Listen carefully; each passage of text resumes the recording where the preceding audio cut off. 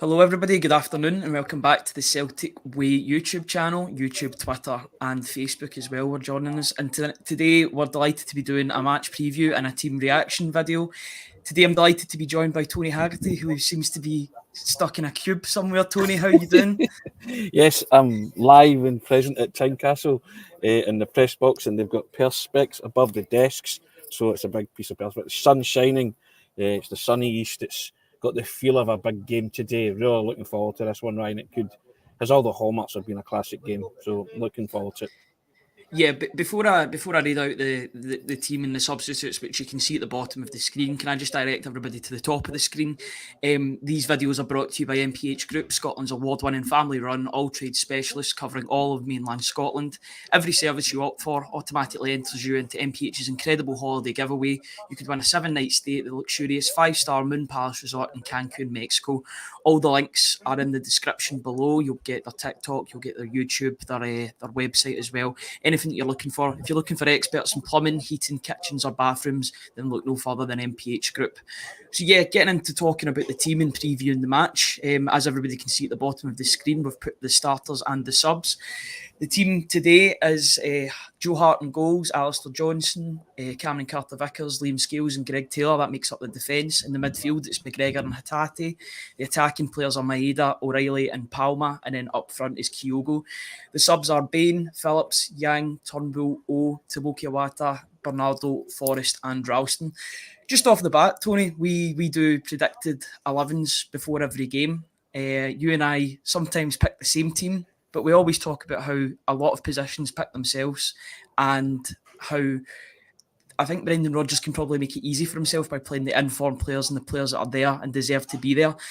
11 out of 11 for both of us on the predicted 11s. The team really does pick itself, doesn't it? Living proof that Brendan Rodgers watches a Celtic with Ryan. He always love has. Love that. Always has and always will. And likes the predicted lineups just to see what the two Ronnies are saying, you know what I mean? Or little lads or whatever with Cannon and Ball, whoever. Put them anyone from those kind of Bill and Ben. Double acts. Bill and Ben. Yes, indeed. There's a team sheet being passed to me right now. Thank you very much as we speak. But yeah, 11 out of 11. We did joke about that. The team at this minute picks itself, doesn't it? The only dilemma he might have had would be bringing in Phillips for Scales, but we've spoken about the fact that Liam Scales has got the yellow jersey, deserves to be there. You spoke about Nawrocki coming back to, fitness, far down the line in his rehabilitation. The manager spoke about that himself. He also hinted, like what you think as well, that Nawrocki might come back into the team because he says it's up to Scales now to keep that consistency going. And because someone asked him, is Liam Scales living proof of a player that has taken his opportunity and can make that position his? And he's kind of telling answer that was could do. It wasn't emphatic that Liam Scales was going to hold on to his position, but I think at this minute in time, Liam Scales fully deserves to start in the Celtic team. Cameron Carter-Vickers, you're always comforted by that, aren't you? Always comforted by Cameron Carter-Vickers' name appearing in the defence. Alistair Johnson, solid. Greg Taylor, again, hitting a bit of form. That triumvirate in the previous midfield. At Tynecastle as well. He has. A year ago, when VAR was introduced and that 4-3 thriller, Greg scored the winner. That triumvirate in midfield, you trust implicitly, don't you? If you can produce anything like the Kilmarnock performance, they'll cause problems. And then the front three, you're just hoping. You spoke about it, and we addressed it on Friday. You're hoping that this is Palmer's stage again. Yeah. It's got the feeling of a really big game today, and big game players like this atmosphere, and they can step up to it. And crowd on top of you, wonderful venue for football. Tynecastle's always raucous. It's rocking, and Celtic usually turn up when they come here. I came in and I went into the press room and somebody threw me a couple of stats. Hearts have 1 win in 19 against Celtic, or if you want to stretch it further, they have 3 wins in the last 43 outings against Celtic.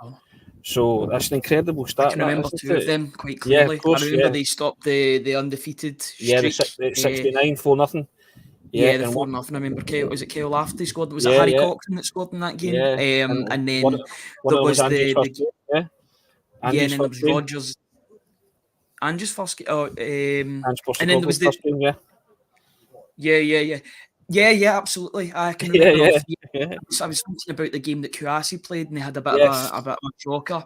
yeah, I think the laugh that he scored in that one as well. He's was a talisman for Hearts at that point.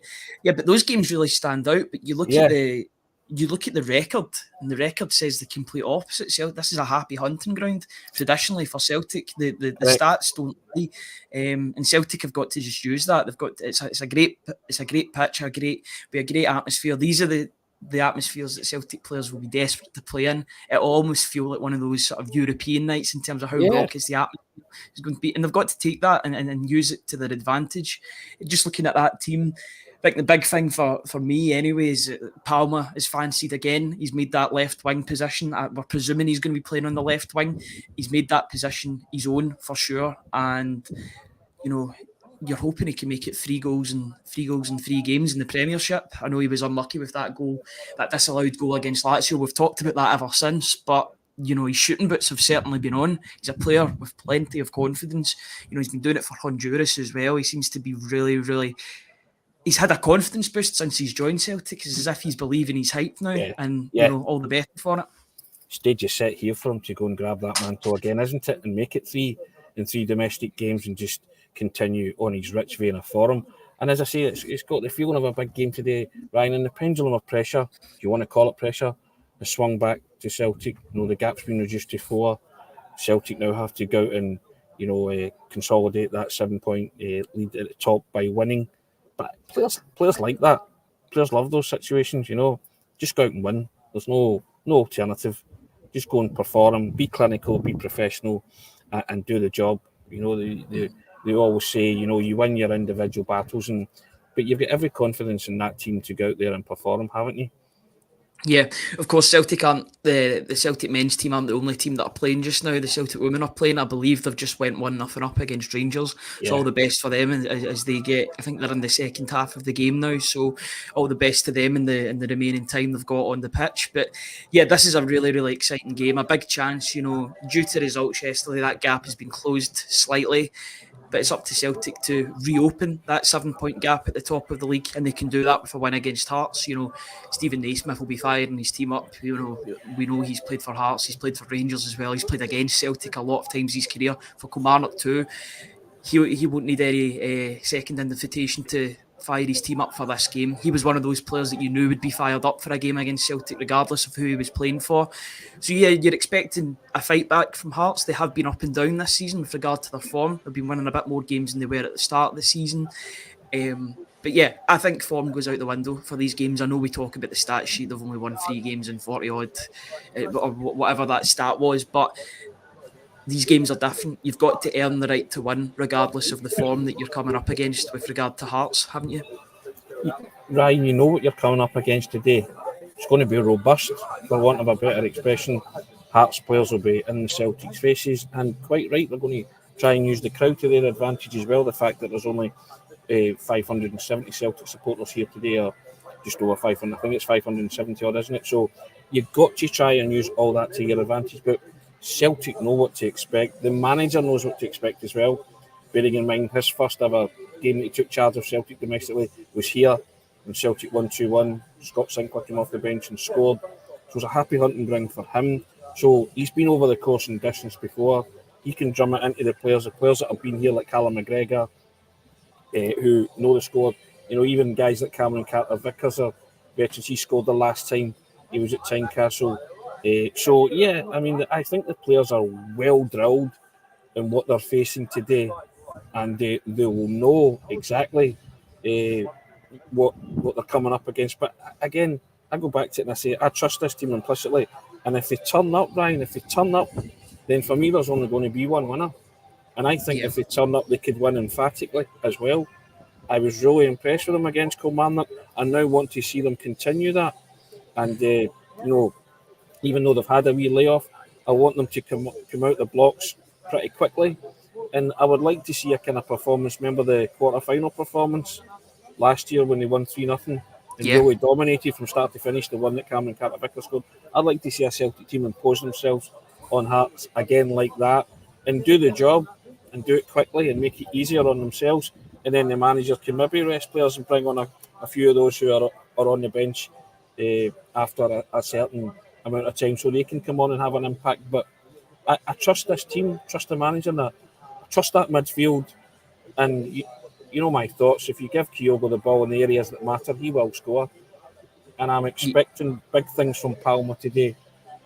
Just in general, I just want to see him continue that. And we spoke about on Friday. I think he feels very comfortable now, and he's skinning in a Celtic jersey. And long may that continue. Yeah, absolutely. Just looking at the subs bench, we've named players like Yang, Turnbull, Bernardo. These are players that could come on and potentially change the game if Celtic are in a bit of a rut, or if they could come on and really sample that atmosphere, especially Celtic are a couple of goals up and going into the second half. Ideally, you do want to see these players because more often than not, it will mean that the game is settled in terms of a contest and you're just bringing them out for a run out, a chance for Bernardo to further stake his claim in the team. It's going to be difficult. I wrote about that earlier on in the week, that it was going to be very, very difficult for Bernardo to get in, especially with Hatate coming back into form, with Matt O'Reilly being Celtic's best player of the season so far, and Cal McGregor being the captain. He's not going to not play games. He's going to play the 50, 60 games, whether that's to his long-term detriment. That's a discussion for another day, but at this moment in time, he seems very, very settled in playing those 40, 50, 60 games a season. And as long as his level doesn't drop and diminish the team, then I've got absolutely no problems with it. As long as the medical staff are allowing him, are giving him the best opportunity to play games and recover well and get it sorted, then I'm all for Cal McGregor starting every game. I don't know about you. Yeah, without a doubt. I think he's just his trusted lieutenant, isn't he, on the park? But I'm interested to see the likes of Bernardo. I'm just looking at the team going along. In fact, I've got it sitting in front of me. Odin Thiago Holmes not on the bench, is he? Sadly. No, he isn't. No, that's quite a noticeable omission as well. I don't know if that's down to injury or tactical. Yeah, possibly tactical, but I still maintain that I'd love to see more of Bernardo. So I hope that at some point today that he can get introduced to the fray, get him, some sampling that Tynecastle atmosphere as well. Just get him some game time, because I think he warrants it. From what I've seen of him, I'd like to see a bit more. And I think Celtic supporters are interested in that too. Odin Thiago Holmes, something we'll need to ask the manager about at the end. But as far as that triumvirate midfield are concerned, I have no qualms about Callum McGregor and Hatate and O'Reilly stepping up to the plate. And one of the commenters said Celtic have already gone to Ibrox and won. And they went to Ibrox and won by turning on the style. And I do think that if they turn on the style today, then it points to a Celtic win. It's what your eyes are telling you. It's what the stats are telling you. It's what the form book is telling you. And I know you never like to read into these kind of things, but hearts are up and down. They need everything to go their way today. They need Celtic to have a bit of an off day as well. But at this moment in time, I just don't see this Celtic team having an off day. They had their off day at the start of the season against Kilmarnock. They've been pretty St Johnstone as well, you could say as well. But that was shooting, because I don't even think Celtic played awfully in that game. They just didn't put the ball in the back of the net, and then it became quite lethargic in the game. It's as if they could have played all night and not scored. But the chances were there, they just didn't take them. But now Celtic are taking chances, and that's the difference. And they've been gradually grown into the season as the manager gets to work on them, gets to work in certain players. And I was really pleased with what I saw against Kilmarnock. I now want that replicated in this game. I know there's been the break and it may be a disruption, but there's no reason for it not to be replicated. You hit a high bar there against Kilmarnock. You've been hitting high bars since Ibrox, really. So I just wanted to keep getting higher and rank, ratchet it up a notch as well, and keep doing that. And if they do that, they'll be hard to stop and they'll be hard to beat. It was one of the famous phrases of Ange Postecoglou, wasn't it? If we play our football, we'll be hard to stop. And I think this is similar with Brendan Rodgers Celtic now. If they bring their A game to the table, they will be hard to stop. They'll be hard to beat, but you have to perform. You have to earn the right. No turning up thinking that Celtic are in a game today. It's just how they handle those situations.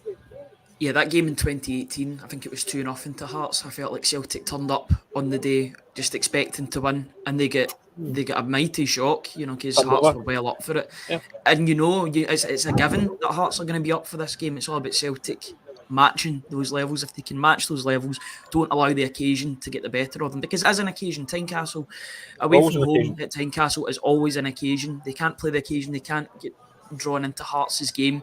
If Celtic play their own game, then I reckon they'll be very, very hard to stop. They've got to control the controllables. If Celtic can control their performance and play to the levels that we know that they can do, that they've been shown over the past few weeks before the international break, then Celtic shouldn't have too many problems here. But if they go anything less than their 100% their best, then Hearts will be there to try and take advantage of that. And it's all about Celtic controlling their own narrative here, isn't it? Yeah, and the international players are part. I'm pleased that Rodgers has had the guts of that squad to work with for the past couple of weeks.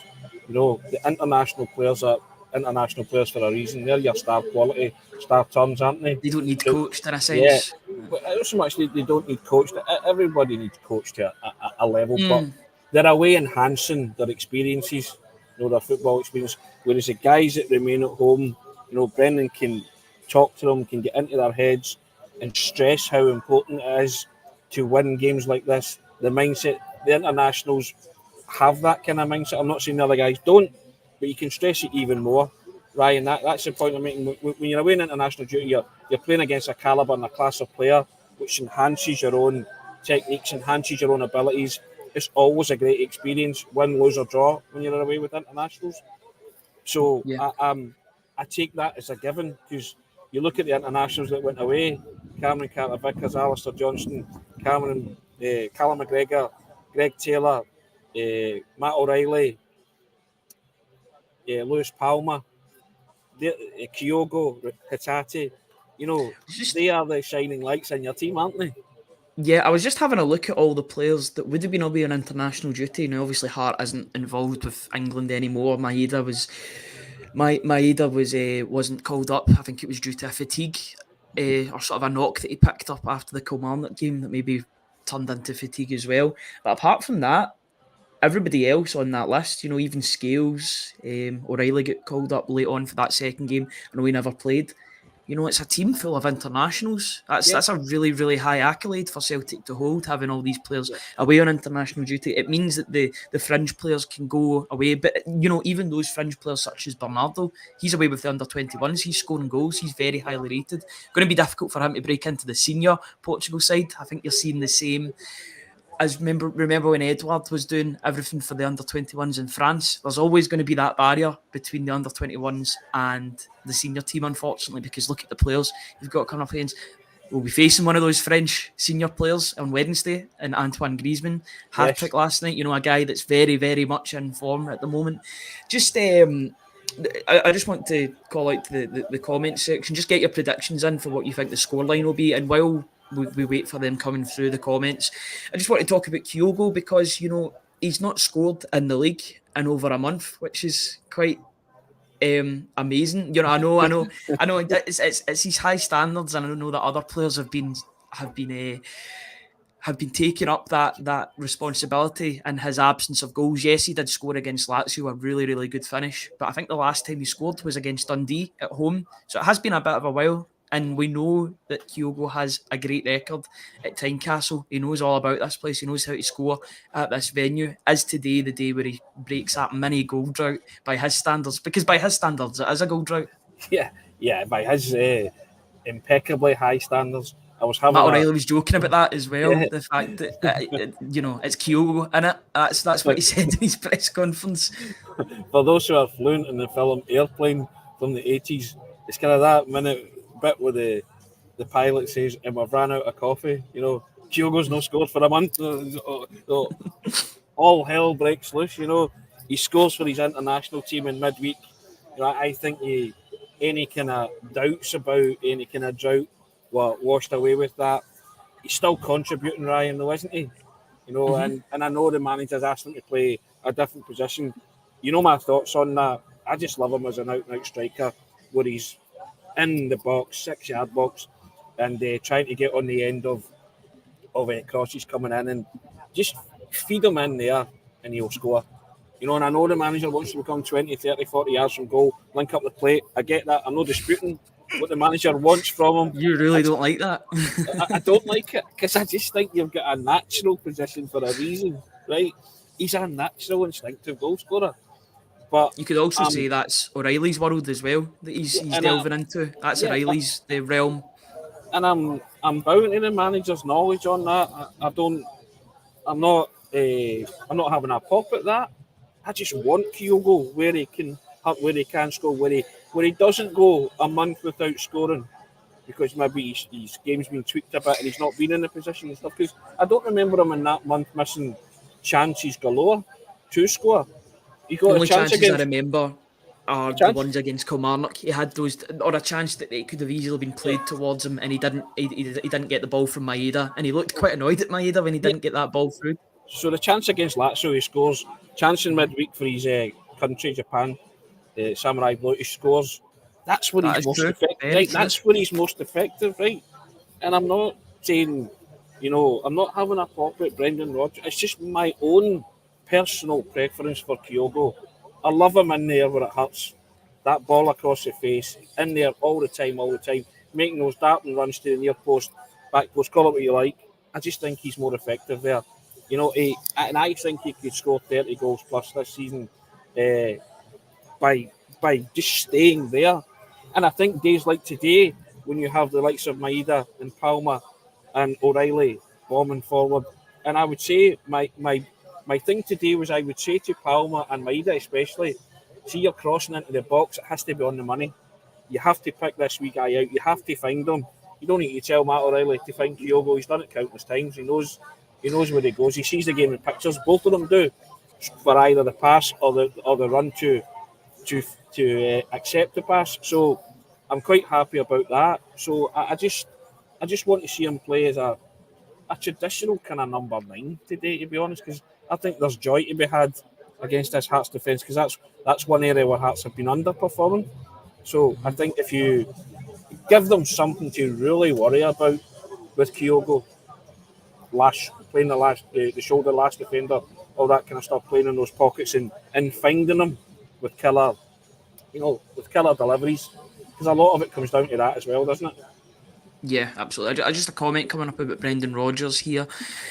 Thomas Gallagher says, I don't recall Brendan Rodgers not playing Vardy as an out-and-out striker. He kind of played similar to how Kyogo's playing at the moment. I know he had Kelechi Iheanacho playing off him as well, and Patson Daka in his last season. Vardy was a good player. I think Kyogo's a better player. All in all, a better player than Jamie Vardy. But there is more to Kyogo's game, I would say, than Jamie Vardy, and that is not discrediting his goal scoring ability. Vardy was phenomenal down south in the Premier League. He was linked to Celtic 10, 11 years ago when he was at Fleetwood. I remember that as well. I remember seeing the tweets at the time when they were linked. He went to Leicester and obviously had a good career. This isn't a Leicester podcast. It was just a point that I wanted to put across. Kyogo, I think he's got more to his game. He's got more playmaking ability, and he's a better overall player on the ball as well. I can see why Brendan Rodgers wants to try and make him that sort of false 9, but not a false 9 because he scores goals as well. You know what I mean? I'm not disputing the manager's logic on that. It's just, excuse me, just my own personal preference. I'm sure he's told you, but he's already admitted himself that Kyogo's an elite level striker. Elite level strikers score goals. That's all I want him to do. He can influence the play 30 and 40 yards from goal all he wants, as long as he scores goals. I don't makes up that 30-40 yard deficit. Yeah, but I just prefer him there, Ryan. It's just my thing. I've always been attracted to forward thinking players, attacking midfielders and wingers and goal scorers. They're the guys that grab the limelight and the headlines for a reason. So and those guys excite me. I got over enthusiastic about Cameron Carter-Vickers a while ago, and I think Sean Martin said to me, "Wow, high praise for a defender indeed." And I said, "Well, I'm not naturally drawn to defenders. I was always drawn to skillful players and guys that made things happen." I think you're into your strikers, and I'm definitely into my midfielders that can control the game, and that's just who I want to talk about next. I won't have you on for too much longer because I can hear the music in the background, but it's not coming through on the feed too strongly or that, so we're fine to continue. Just I think that that midfield is going to be the key today, as it is in most games. You know, they are the providers in the team, but they're also goal scorers as well. Rio Hatate has previous in scoring goals at Hearts, at Tynecastle. You know, he got that great assist as well when Celtic clinched the title a few months ago, or around about 6-7 months ago now. It feels like yesterday, but that's just how quick football has went on. You know, that he had his long sleeves on in the first half. He went to short sleeves. It's as if he was rolling his sleeves up. He was getting into action. And I remember that 45 minutes, he completely ran the game. You know, because Celtic were struggling to get into it up until the red card. The red card changes things, and then Hatate just bosses the game at Tynecastle. Matt O'Reilly made his debut at Tynecastle, I believe, wasn't it? It was Yes. Tynecastle where he made his debut, and he put in a man of the match performance. He was also talking about that in his press conference. He likes talking about it, but he doesn't look back on it too much. I think it's about time Matt O'Reilly scores at Tynecastle. You know, he's had good performances at this ground, but it's up to him to keep his goal scoring form going. And you know, he's one of Celtic's main attacking threats in terms of goal action, both goals and assists. So you know, it's up to him to break his Tynecastle duck today. They've got a big responsibility today, the midfield, in terms of knowing what's coming at them, but also contributing in a forward sense. So, would you put it past Matt O'Reilly to score today? No, because he's in fine goal scoring form. He's in fine form. Period. Would you put it past Hatate to score today? No. You know, his first goal for the club was a howitzer here, wasn't it? And scored a screamer you know, last time out as well, so, and he's been playing for Japan, so yes, he's on cloud nine. You're talking about Matt O'Reilly being called into the Danish squad. Granted, he didn't play, but these guys' confidence will be sky high. I agree with you. I think today they'll take a wee bit more risk today with their passes and just in general their play, because they'll want to make things happen. They'll want to be the guy that makes things tick. You know, Callum McGregor's as solid as anything. So I'm expecting a big performance from that front six, as you call it. You know, as a front six. Basically front six, right? Or an offensive six. Offensive in the sense of attacking, not offensive. I know what you meant. Yeah, so, but I'm expecting a big performance from all of them today, because that's the fulcrum of our team. If they play, Celtic win, right? And they can win comfortably and convincingly if all six of them turn up. I like to Carter, Vickers and Scales just doing their, and the guys at the back doing their, but if that front six function, or 4 or 5 of them certainly function out of that six, then I think Celtic could be on to a winner here, and convincingly so. You know, I said 3-1 on Friday. You went one better, didn't you? 4-1. But you're not. Yeah, I said 3-1 originally, but I don't want us to copy absolutely everything that we do. But we both have similar minds when it comes to Celtic, I believe. Yeah. And you know, 4-1 would be a really, really comprehensive result, in my opinion. You're not making these scoreline predictions wildly. You're basing it on the evidence that you're seeing, and you think Celtic can get joy against this defence and score a few goals, and also you think they can ratchet up the performance levels from Kilmarnock, where they hit a very high bar. The scoreline did not reflect the dominance. There you go, you can hear the PA man has already started. I can still hear you. So it's I've every confidence in it, but I'm even more confident if at least 4 or 5 of that front six turn up, and I've no qualms about at least a high number of percentage of them turning up Ryan today. Yeah, just looking at the Hearts team as well, you look at some of the danger men that are in the team. I know Shankland has had a very up and down start to the season, but he's a potent goal scorer. We talked about him on the podcast on Friday. Who else would you say are danger men in that team? I'm looking at their bench. Oda seems to be a bit of a live wire coming off the bench. I've watched him a couple of times. Lowry is a good player by all accounts. You know, he's a good young player. Yeah, I'm interested to see Lowry. You know, Lowry will want to impress, his parent club, his parent club, yeah. So, what better way to do that than to turn up against Celtic today? And Vargas as well. He's just scored for Costa Rica, I believe, earlier on in the week. So he's one of their new sort of attacking talents. And Alan Forrest as well, who's the brother of James. Yeah, and Kyle Rowles always kind of impresses me whenever I see him. He always does something or contributes, you know. So, you know, there's players there that can hurt you, Ryan, but I get back to it, and I'm more concerned about what we do, but you have to be on your guard against Shankland. You can turn it on. Alex Lowry, is a player who's trading on a decent reputation, so it'll be interesting to see what he can bring. And I know he'll not need any more motivation than wanting to try and take points off Celtic for his parent club, as I said. So, you have to be on your mettle. You cannot have anybody or any part of your team not functioning. It has to be clinical, solid, professional, and get in and get the job done and get it done as quickly and effectively as possible. And I think the Celtic team are more than capable of that, Ryan. I really do. Yeah, fingers crossed they get that done and they get the result that hopefully their performance will merit and deserve. Just before we finish up, is there any final thoughts that you want to say regarding the game, regarding the lineups or the occasion as a whole today? Anything on Brendan Rodgers, what he'll be thinking before the game, or what will be going through his mind, basically? I think the manager will just be wanting more of the same, won't he? He'll just say to the guys, look, Kilmarnock, it was better. I want it better again. I want it better again. I want you up the levels. And if they do that, he'll be quite confident that the team can produce. Yeah, Hazelfin an early goal will get down the cheek. Always an early goal goes down the cheek. But I Just also to settle the nerves and settle the occasion. Yeah, I also want to be talking about football, Ryan.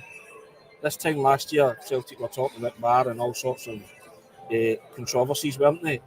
And I don't want another game like that. I just want a straightforward football match where you're talking about things that happen on the field. You're not talking about incidents, controversial or otherwise. And I know it's part of football now. You can't escape it, but I'm fed up talking about it. Just as a bit of an addition to that, it's not just in Scotland that's the case as well. If you watch any English football whatsoever yesterday, you know that VAR was front and centre. I don't think it helps that national broadcasters put out a year anniversary of VAR, almost celebrating it. I think it should be something that's used with the referees and not something that's celebrated and broadcast like that. I think that just has the wrong sort of, I think it's quite distasteful, especially for officiating. But that's just my opinion on it. We Celtic can't allow, they've got to control the controllables. I always say that in games. They can't allow VAR to control this game. They can't give VAR any route into the game. If they do their own thing, then VAR shouldn't be an issue. And if they do come a cropper with a controversial VAR decision, they've just got to shrug it off, and deal with it in the right way. Use it as fuel to get back into the game and channel that in the right way. So just, it is what it is, VAR. It's always going to be controversial. Some are going to go for you, some are going to go against you. It is, you cannot preempt what's going to happen, but I just want it to be a good game of football today, Ryan, and we're turning it up a notch from the Kilmarnock game, which I've said, and I'm confident that if they can do that, then Celtic will come away with all 3 points to please the small band of merry men that are packed away into a corner to my right here as I'm looking at the surface. But they're one with no fans at Ibrox, got a small backing today. They're more than capable of doing it again. Yeah, 500. I think it was 570 you quoted that will be there today. Like that, They'll certainly make a lot of noise, and hopefully they're the ones that are making the noise at the end of the game. It's going to be a raucous atmosphere, but hopefully their voices can be heard and they can spur Celtic on to another 3 points in the league. I think we'll leave it at that. I shouldn't have mentioned the women's game because it's totally went against it. It's 2-1 to Rangers now since we've recorded. It just shows you what can happen in 33 minutes of recording. Thank you very much, everybody, for joining us today on the match preview. We'll be on live sometime after the match this evening to discuss everything that transpired with the game, the scoreline, performances, maybe even VAR if that reels its head in the game. Whatever happens in that game. Yeah, hopefully not, for Tony's sake as well, for Tony's blood pressure as well. Hopefully it isn't used too much, or it's used in the correct way. But thank you everybody for joining us today. Before I finish off, I just want to thank our sponsors once again who who sponsor the morning briefing and these live reactions, both pre and post match. It is MPH Group, Scotland's award-winning family-run all-trades specialist covering all of mainland Scotland. Every service you opt for automatically enters you into MPH's incredible holiday giveaway. You could win a 7-night stay at the luxurious 5-star Moon Palace Resort in Cancun, Mexico. If you're looking for plumbing, heating, kitchens or bathrooms, then please look at the description below and you will get the best possible business done with regards to that. Also, I didn't say at the start of the video, you're getting caught up in the occasion, but please, if you are interested, please subscribe to the Celtic Way for all the best Celtic-based journalism at www.celticway.co.uk/subscribe. We're currently doing £4 for 4 months as a one-time offer. Or if you want to take out the whole year, it's £18 for a year. If you visit www.celticway.co.uk/subscribe, you'll get instant analysis straight from the game from Tony and I, talking about individual performers, anything that's transpired with regard to the game that we think is worthy of talking about. That'll be available minutes after the final whistle, so please keep an eye out for that. And any reaction, we'll have Q&As from the manager, from the players as well, from when they speak to the media. So yeah, if you are interested in that, please visit www.celticway.co.uk/subscribe. Tony, I'll let you get set up and ready for the game. I hope you enjoy the game today. I hope it's a good result for Celtic and a good performance. So yeah, is there anything else you want to say before we finish up? No, all good. Yeah, just I think it's Tynecastle is filling up slowly but rapidly, as a famous commentator once said on radio. There you go. A wee double negative to finish the show. Guys, we'll see you after the show, after the game. As Ryan said, we'll talk about, dissect everything. Hopefully another 3 points in the bag by that time, all right? But see you soon. Thank you, everybody in the comment section, for getting involved and for always being there and supporting us in everything we do. We couldn't do it without you. We'll be live sometime after the game. We're not sure, just with regard to press conferences and writing up press conferences as well. But we'll endeavour to be as quick as we can with regard to after the final whistle. It might be half an hour, it might be an hour, but we will promise to do a post-match show as well. Regardless of the result, we will be there. Thank you once again, guys, for joining us, and we'll see you after the game. Cheers, guys. Take care.